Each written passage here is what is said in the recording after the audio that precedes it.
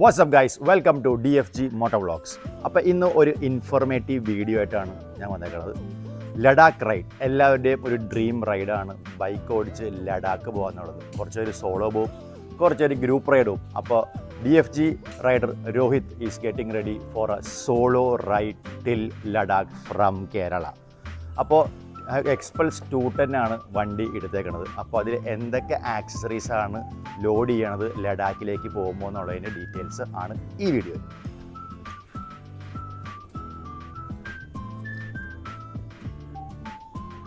അപ്പോൾ ഇതൊരു all new hero Xpulse 210 ആണ്.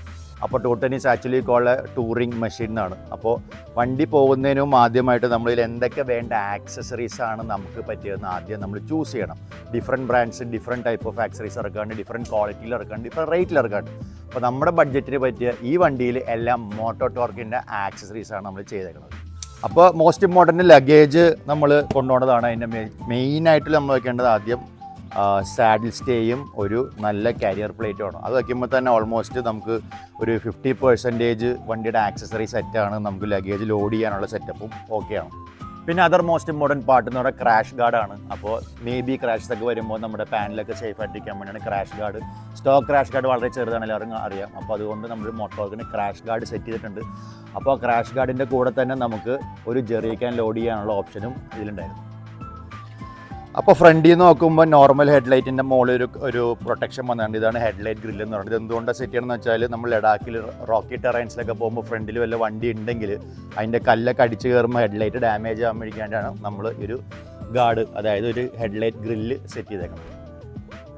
പിന്നെ അത് ലൈറ്റ്സ് ഓഫ് കോഴ്സ് നമുക്ക് എന്തൊക്കെ വന്നാലും ഇപ്പോഴത്തെ പുതിയ കണ്ടീഷൻ ബൈക്സിലൊന്നിനും വെളിച്ചം കുറവാണല്ലോ. അപ്പോൾ അതുകൊണ്ട് ചെറിയ ഒരു ലൈറ്റ് സെറ്റ് ചെയ്തിട്ടുണ്ട്. വലിയ ലൈറ്റൊന്നും വെക്കണമെന്ന് ആവശ്യമില്ല. നമുക്കൊരു ബേസിക് ലൈറ്റ് വേണ്ടി മാത്രമാണ് നമ്മൾ ലൈറ്റ് കൊടുത്തത്. ഇത് നമുക്ക് യെല്ലോയും വൈറ്റും സ്വിച്ച് ചെയ്യാൻ പറ്റുന്ന ഓപ്ഷനോടുകൂടിയുള്ള ലൈറ്റാണ്. അപ്പോൾ നെക്സ്റ്റ് ഒരു നാവിഗേഷൻ സ്ക്രീനാണ്.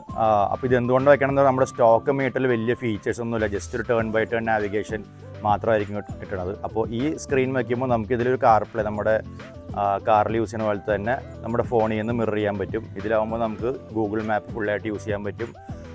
നമുക്ക് നെറ്റ് ഇല്ലെങ്കിൽ പോലും നമുക്കിതിൽ മാപ്പ് യൂസ് ചെയ്യാൻ പറ്റും. പിന്നെ മ്യൂസിക് ചേഞ്ച് ചെയ്യാനുള്ള ഓപ്ഷൻ ഉണ്ട്. വാട്സാപ്പ്, നമ്മൾ എല്ലാ നോട്ടിഫിക്കേഷനും ഈ സ്ക്രീനിൽ ചെയ്യാൻ പറ്റും. അപ്പോൾ ലോങ് റൈഡിന് പോകുന്ന മസ്റ്റായിട്ടും വെക്കേണ്ട ഒരു ആക്സറിയാണ് ഒരു GPS സ്ക്രീൻ. പിന്നെ ഒരു നല്ലൊരു ബാഷ് പ്ലേറ്റ് നമ്മളിതിൽ സെറ്റ് ചെയ്തിട്ടുണ്ട്. സ്റ്റോക്ക് ബാഷ് പ്ലേറ്റ് വളരെ ചെറുതായിരുന്നു.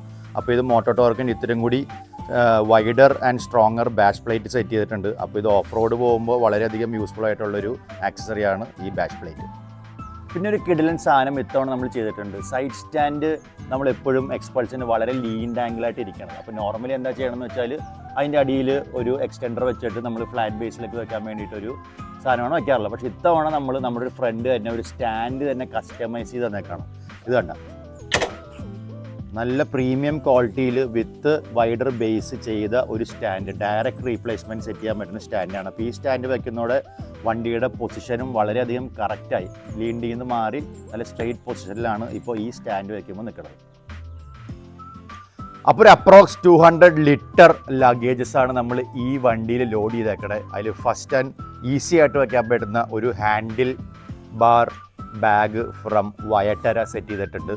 പിന്നെ ഒരു ടാങ്ക് ബാഗ് ഗാർഡിയൻ ഗിയേഴ്സിൻ്റെ, ഇത് എക്സ്റ്റെൻഡബിൾ ആണ്, മാഗ്നറ്റിക് ടാങ്ക് ബാഗാണ്. പിന്നെ ഒരു നോർമൽ ബാക്ക് പാക്ക് നമ്മൾ സീറ്റിൽ ലോഡ് ചെയ്തിട്ടുണ്ട്.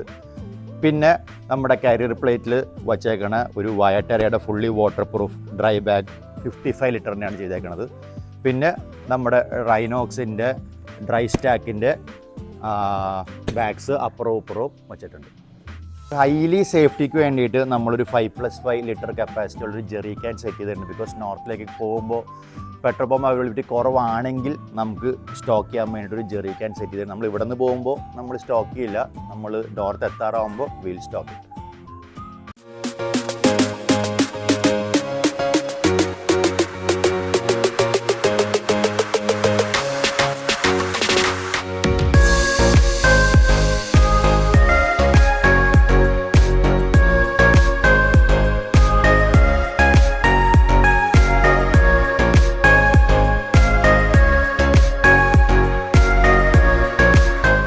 So all together this is how നമ്മൾ ഒരു 210 ലഡാക്ക് പോകാൻ വേണ്ടി സെറ്റ് ചെയ്തേക്കണത്.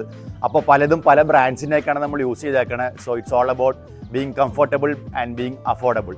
സോ നിങ്ങളുടെ വണ്ടി 210 ലഡാക്കിൽ പോകാൻ സെറ്റ് ചെയ്യണമെങ്കിൽ comment below, because now we are a pro.